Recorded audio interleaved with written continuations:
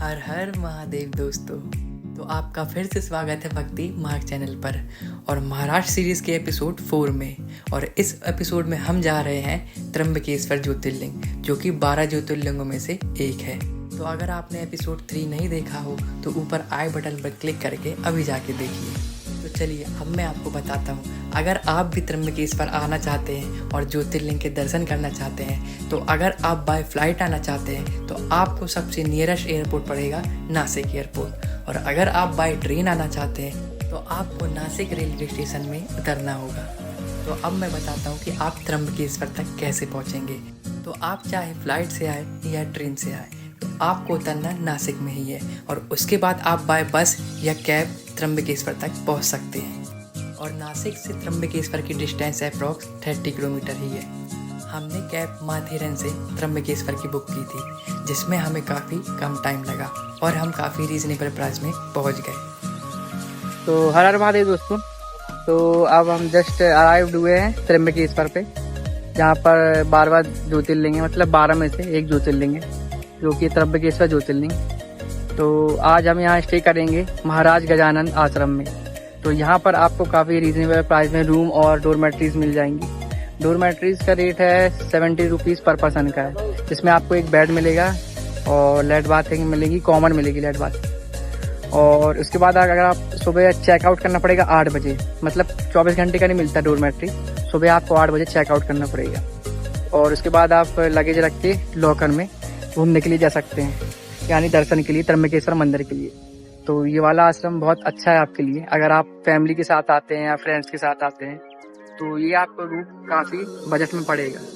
तो यहाँ लगभग मंदिर से 1.5 किलोमीटर की दूर पर है, तो ये आपको काफ़ी अच्छा पड़ेगा। तो आप अगर आए तो यहाँ पर ज़रूर स्टे करें। तो हमने कैब बुक करी थी माथेरन से त्र्यंबकेश्वर ज्योतिर्लिंग तक की, जो कि हमें लगभग 6,000 की पड़ी थी।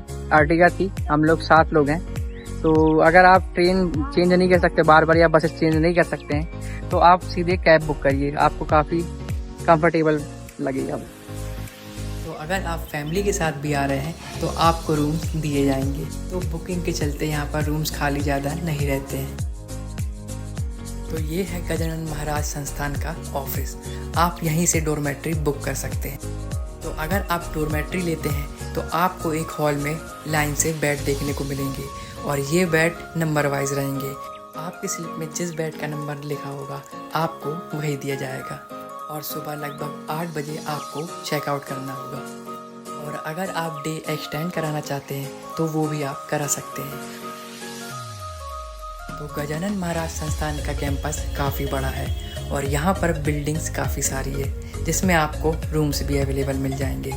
तो हमने कुछ देर यहाँ पर घूमा और फिर हम निकल गए शाम को त्र्यंबकेश्वर के मार्केट साइड। भगवान शिव के दर्शन करने के लिए तो हम शाम को ही सोच रहे थे, पर रस के कारण हमने डिसाइड किया क्यों ना अगली सुबह ही दर्शन किया जाए। तो इस वक्त जो आप द्वार देख रहे हैं ये है त्र्यंबकेश्वर मंदिर का उत्तर द्वार। मार्केट एक्सप्लोर करने के बाद हम चले गए भोजन करने।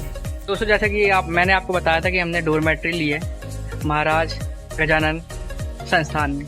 तो आपको यहाँ पर खाने की फैसिलिटी भी मिल जाएगी, जिसको प्रसादालय बोलते हैं। ये मेरे जस्ट पीछे आप देख रहे होंगे, ये है प्रसादालय।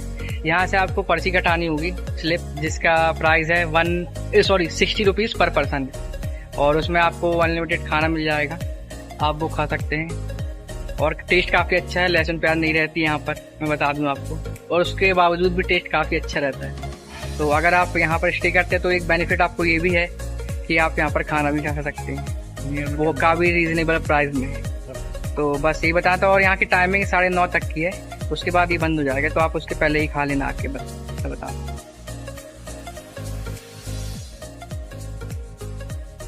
तो हमारा त्र्यंबकेश्वर में डे 1 यहीं पर एंड हुआ। तो हर हर महादेव दोस्तों, सुप्रभात आप सभी को। तो आज हमारा त्र्यंबकेश्वर में दूसरा दिन था और हम सुबह अर्ली मॉर्निंग उठ कर निकल गए श्री गोदावरी नदी का उद्गम स्थल, और वहाँ पर स्नान करने के बाद हम मंदिर में दर्शन करेंगे। बारिश के तेज़ होने के कारण हम आधे वैसे ही भीग गए थे और उसके बाद स्नान करने का और ही मज़ा आया। तो मैं आपको आपको बता दूं, श्री गोदावरी नदी का जहां उद्गम स्थल है वहां पर कुंड बना हुआ है। और अगर आप भी कुंड में स्नान करना चाहते हैं तो मंदिर से लगभग 500 मीटर की दूरी पर ही आपको यह कुंड दिखाई दे जाएगा। और आप भी इन सभी की तरह और हमारी तरह यहाँ पर स्नान कर सकते हैं। काफ़ी शीतल जल है यहाँ का।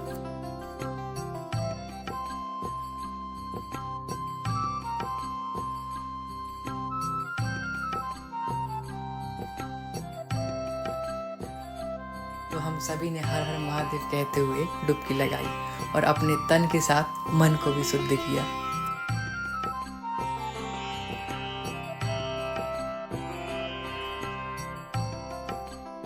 तो हर हर महादेव दोस्तों, हम लोग अभी जहाँ पर गोदावरी का उद्गम स्थल है वो त्र्यंबकेश्वर में ही है और उसके कुंड में हम लोगों ने अभी स्नान किया है सुबह सुबह। और फिर हम लोग रेडी होकर जा रहे हैं दर्शन के लिए।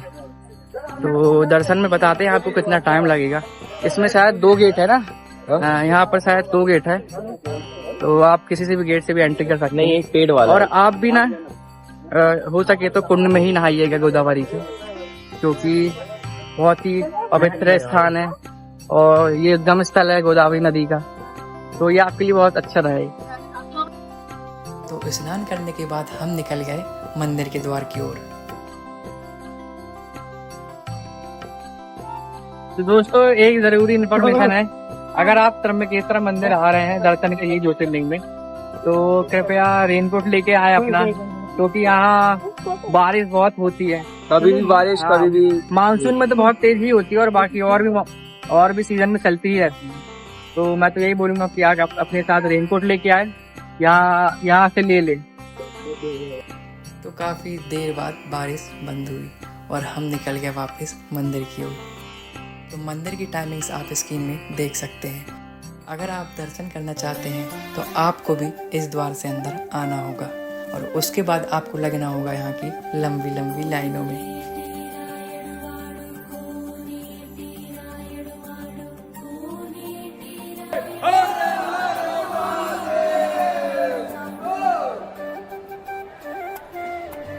तो लाइन काफ़ी लंबी लगी हुई है। कल शाम को लाइन नहीं थी ना इतनी। कल शाम को दर्शन किए थे दोस्त लोग ने, भाई लोग ने, लेकिन इतनी वो नहीं थी लाइन। आज थोड़ी ज़्यादा लाइन है। बताते कितना टाइम है। तो स्क्रीन में आप भक्तों की लाइन देख ही सकते हैं। आपको भी इसी जिगजैग लाइन में लगना होगा और इंतज़ार करना होगा भगवान के दर्शन का। टाइम की तो आपको बिल्कुल भी चिंता नहीं करनी है। यहाँ पर कम टाइम में भी दर्शन हो सकता है और आपको काफ़ी ज़्यादा घंटे भी लग सकते हैं। तो बस हर हर महादेव का नाम लीजिए और बढ़ते जाइए। तो लगभग 1.5 से 2 घंटे के बाद हमें लगा कि हम बस पहुँचने वाले हैं। तो आपको मंदिर से पहले नंदी जी के दर्शन प्राप्त होंगे, जो कि भगवान शिव के वाहन हैं।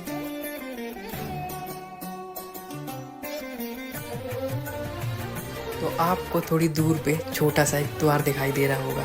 भगवान शिव वहीं पर विराजमान है। यानी ये शिवलिंग ब्रह्मा, विष्णु, महेश, त्र्यंबकेश्वर को समर्पित है, मतलब 3 देव।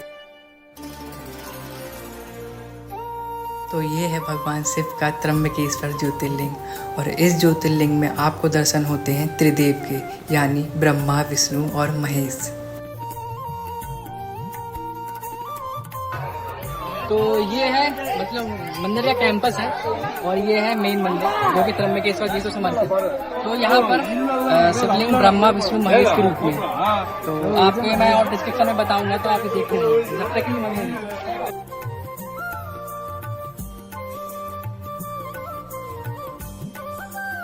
तो दोस्तों पानी भी गिर रहा है, काफी अच्छा मौसम है और मैं आपको और भी सीन दिखाऊंगा। और भीड़ देखिए, लाइन लगी है। तो अगर आप नॉर्मल दर्शन करते हैं तो आपको ये ऐसी लाइन देखने को मिलेगी और 200 रुपये देते हैं आप, तो आपको जल्दी दर्शन हो सकता है। तो शीघ्र दर्शन के लिए ये।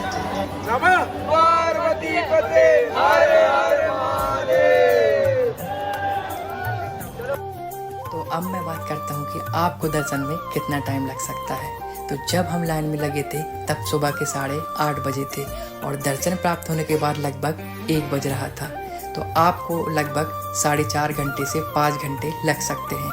हम लाइन में सुबह सुबह लग गए थे। यदि आप दोपहर में जाते हैं तो इससे और ज़्यादा टाइम भी लग सकता है। तो प्लीज़ आप अर्ली मॉर्निंग ही दर्शन करिए। तो दोस्तों, हमें तो भगवान शिव के काफ़ी अच्छे और सुंदर दर्शन प्राप्त हुए और दर्शन करने के बाद हम कुछ टाइम रेस्ट किए और उसके बाद लंच करके हम निकल गए ब्रह्मगिरी पर्वत की ओर। तो दोस्तों, हमने दर्शन कंप्लीट कर लिए रहे और अब हम जा रहे हैं ब्रह्मगिरी पर्वत पर। तो वहाँ का ट्रैक है लगभग 2 से 3 घंटे का ट्रैक है। आप टॉप पर पहुँच जाएंगे उसके बाद और काफ़ी अच्छा ट्रैक रहेगा ये। आई होप आपको अच्छा लगेगा। मैं दिखाता हूँ आपको। अभी तो हम लोग पहले कुछ खाएंगे और फिर उसके बाद निकलेंगे। तो दोस्तों, मैं आपको बता दूं कि मंदिर से लगभग अराउंड 1 किलोमीटर के पीछे ही है, मतलब ब्रह्मगिरी पर्वत। आप इजीली वहाँ पर पहुँच सकते हैं। वॉकिंग डिस्टेंस पर ही है। ऑटो लेने की जरूरत नहीं है, ना कोई कैब वगैरह। तो मैं आपको एक सजेशन देना चाहता हूँ, अगर आप मानसून में आ रहे हैं ब्रह्मगिरी पर्वत तो प्लीज़ ट्रैकिंग शूज़ ज़रूर लेके आए और देख के ट्रैकिंग कीजिएगा, क्योंकि यहाँ की सीढ़ियाँ काफ़ी स्लिप करती हैं। तो अभी हम थोड़े ऊपर आए थे, अब इसके बाद सीढ़ियाँ वो चालू हो रही है ऊपर, तो अब सीढ़ी चढ़ना पड़ेगा। तो आपको बता दूं कि ब्रह्मकेश्वर मंदिर के जस्ट पीछे साइड ही है। 200 से 300 मीटर बस होगा। चलिए चलते हैं। तो आप ब्रह्मगिरी पर्वत के टॉप पर पहुँच सकते हैं इस सीढ़ी के थ्रू और लगभग यहाँ पर 750 से 800 सीढ़ियाँ हैं। टॉप तक जाने के लिए आपको ये सीढ़ियाँ पूरी चढ़नी होंगी और प्लीज़ केयरफुली चढ़िएगा।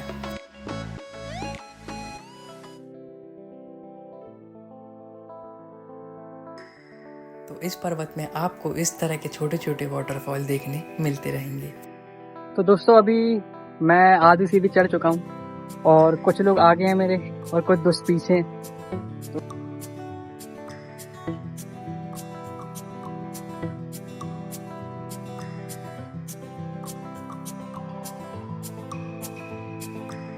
तो दोस्तों, आप जैसे देख सकते हैं, मैंने अभी व्यू दिखाया आपको। हम लोग लगभग 70% आ चुके हैं, 30% और बचा है। तो अब मैंने व्यू दिखाया और भाई लोग ने वीडियो भी बनाई, मैंने भी बनाई है, वो भी डालूंगा इंस्टा पे, देखना आप। लेकिन यहाँ आने में बहुत ही मजा है, आप भी जरूर आए। हाँ, लेकिन फील आप यहीं आके करेंगे, घर से नहीं कर सकते। बाकी इन्फॉर्मेशन के लिए ब्लॉग जरूर देखिए और लाइक भी करिए और सबसे शेयर करिए। और आपको एक इंटरेस्टिंग वाली बात बताई जाए, आप यहाँ चढ़ोगे तो आपके पीठ से धुआं निकलेगा। बहुत तेज गर्मी लगेगी आपको, तो इसलिए थोड़ा केयरफुली चढ़े। तो हम लोग टोटल 7 दोस्त थे, जिसमें से हम 4 किसी और रास्ते पर चले गए थे और बाकी के 3 टॉप पर पहुंच गए थे और शाम हो रही थी। तो हमने सोचा क्यों ना यहीं पर मैगी और चाय बनाई जाए, क्योंकि अगर हम टॉप पर जाते तो हमें और टाइम लग सकता था। इतनी हाइट में आने के बाद हमें मंदिर यहाँ से दिखाई दे रहा था और दिखाई दे रहा था यहाँ का त्र्यंबकेश्वर। तो यहाँ से जो व्यू मिल रहा था वो काफ़ी सुंदर था और हमने कुछ देर यहाँ बैठकर यही देखा।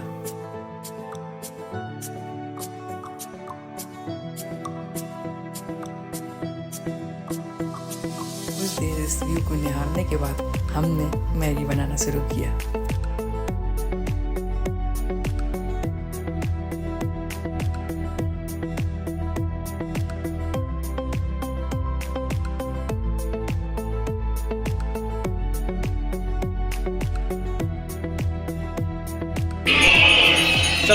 दोस्तों, तो हम लोग अब मैगी बना रहे हैं और उसके बाद चाय भी बनाई। तो हम लोग पूरी फैसिलिटी लेके आए थे अपने साथ, गैस की, स्टोव की, और इसमें ब्यूटेन गैस लगती है और ये छोटा सा स्टोव फॉर कैंपिंग पर्पस।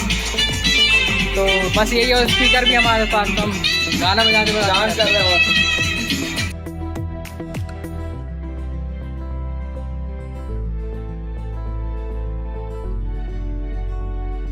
तो मैगी हमने खा चुकी है, अब हम चाय बना रहे थे। देखिए पीछे चाय बन रही है, नहीं उतर रहे। चाय बन रही है, खोल रही है अभी। तो हमने अभी शक्कर, चाय पत्ती डाली, दूध भी डाल दिया है, बस थोड़ा सा और। तो दोस्तों, ये ट्रिप काफ़ी एडवेंचरस हो रही है और हमने अभी कैंपिंग टाइप का ही कुछ किया है। चाय बनाई और मैगी बना के खाई रही। और हमारे 4 दोस्त गायब हो चुके हैं, हम लोग को मिले ही नहीं रास्ते। फोन लगाया उन्हें आने को मना कर दिया। वो तो दूसरे रास्ते पे निकल गए, वो निकल गए ब्रह्मगिरी पर्वत रास्ते पे, और हम आ गए हैं गौरी कुंड करके, गौरी कुंड। लेकिन हमें बहुत ही मजा आया, पानी गिरने लगा है, हम लोग परेशान हो गए, फोन पे फोन आ रहा है, हमारी मैगी बन गई और चाय ही बन गई बस। बादल हाथ में पकड़ में आ रहे हैं ये। तो त्र्यंबकेश्वर ज्योतिर्लिंग की वीडियो और महाराष्ट्र सीरीज यहीं पर एंड होती है। तो आपको इस वीडियो में कौन सा पार्ट अच्छा लगा, आप उसे कमेंट करके हमें ज़रूर बताइएगा। और चारों वीडियो में से कौन सा एपिसोड आपको ज़्यादा अच्छा लगा। तो अगर आपको ये वीडियो अच्छी लगी हो तो प्लीज़ लाइक करिए, अपने फ्रेंड्स और फैमिली के साथ शेयर करिए, और आप भी यहाँ पर आइए और चैनल को सब्सक्राइब करना बिल्कुल भी नहीं भूलिएगा। तो चलिए मिलते हैं आगे नई वीडियो में। हर हर महादेव।